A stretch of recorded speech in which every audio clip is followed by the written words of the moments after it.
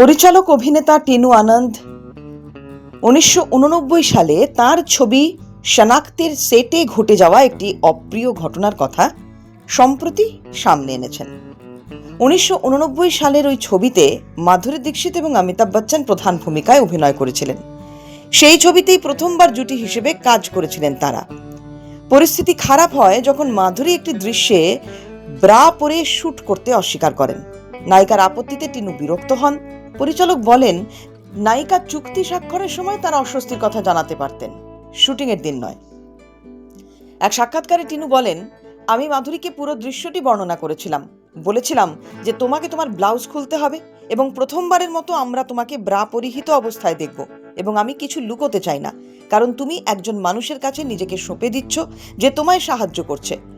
তাই এটি একটি খুব গুরুত্বপূর্ণ পরিস্থিতি এবং আমি এটি প্রথম দিনেই শুট করতে চাই। তিনি সম্মতি জানিয়েছিলেন।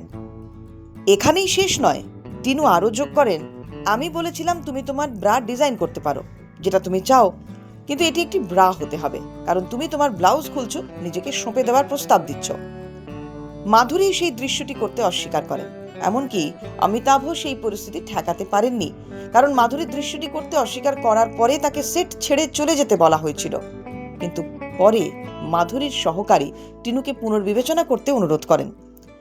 মাধুরী টিনুকে জানিয়েছিলেন তিনি ওই দৃশ্যে অভিনয় করতে চান না। তখন পরিচালক মাধুরীকে বোঝানোর চেষ্টা করেন, কিন্তু তাতেও কাজ হয় না। শেষ পর্যন্ত টিনু শুটিং প্যাক করে দেন। অবশেষে শুটিং আবার শুরু হয়, কিন্তু 5 দিনে তা শেষও করে ফেলা হয়।